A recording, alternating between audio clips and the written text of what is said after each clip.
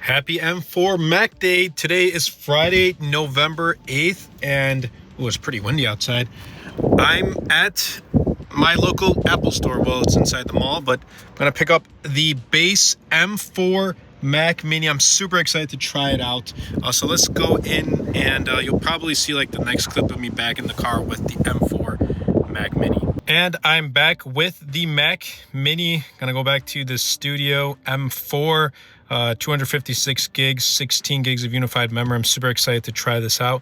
But I also had to stop by GameStop. Today is the Pokemon Surging Sparks unveiling, and I will be unboxing this on my Dose of Pokemon channel, so definitely be sure to check it out. And we got some promos, so I'll probably keep this sealed. I like to keep the promos sealed and not open them. But yeah, let's get back to the Studio Mac Mini. You're gonna get unboxed, and so are you. All right, and we are back in the studio with the M4 Mac Mini. So we got the Mac Mini M4 chipset, 256 gigs SSD, 16 gigs of unified memory.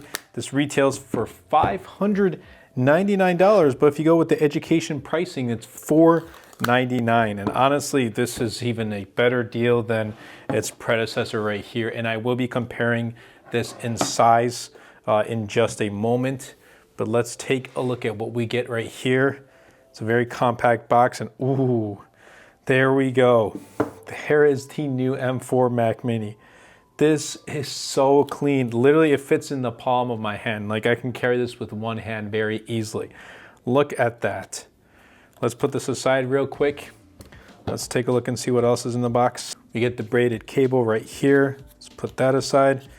Designed by Apple in California. We just get some other things that we're not gonna read. So let's put that back in there. Let's slide that right there.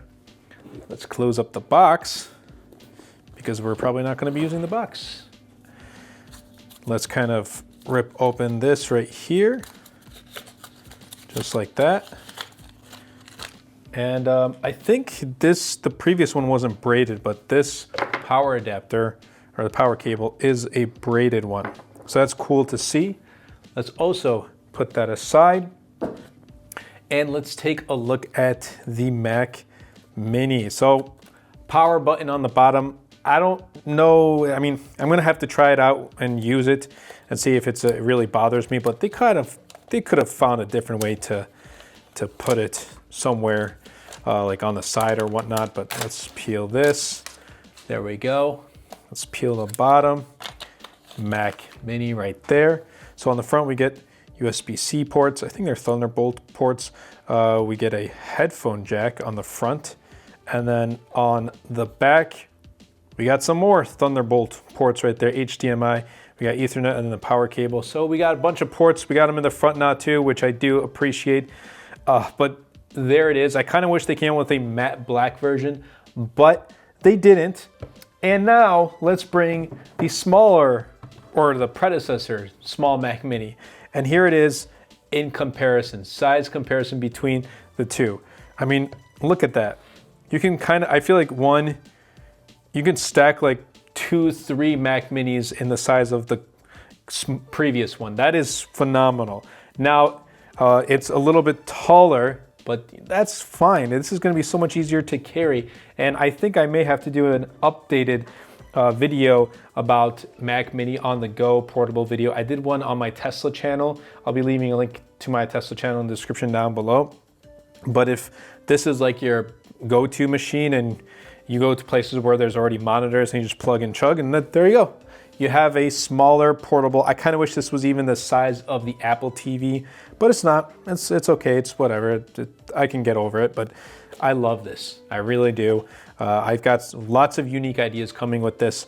Now, I picked up the base, and I did have the base for the M2, and I will try out things like editing on Final Cut Pro. My workflow is very simple, so M2 MacBook Air and M2 Mac Mini that I use, and as well as my current M3 MacBook Air, they've tackled everything. I've thrown at it with ease, and I use this on the daily, but I don't use it for like heavy editing or anything like that, for just writing documents, scripts, using it for Notion and all that stuff. Just pretty much the back end of the YouTube work I use for my Mac Mini at home. And then when I'm out on the go, I use my MacBook Air. So I'm sure M4 Mac Mini is going to tackle it at ease, just like its predecessor did. But I'm happy that there's now 16 gigs of unified memory, and all of their Macs now have 16 gigs of unified memory. That's for Apple Intelligence, and I'm fine with that.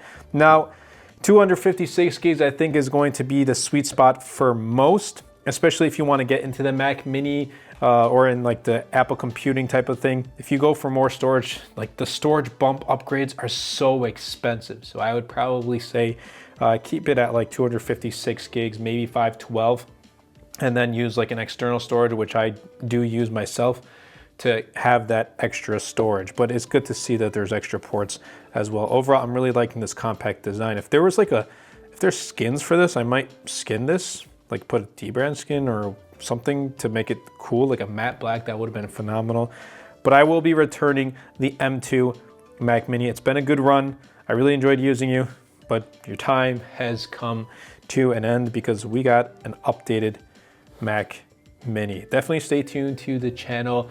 Lots of videos are coming real soon. I hope you guys did enjoy this video. If you did, definitely be sure to superman the like button, comment down below, and best of all, share this video because it really does help out the channel out a lot. I want to help push my content out to more people.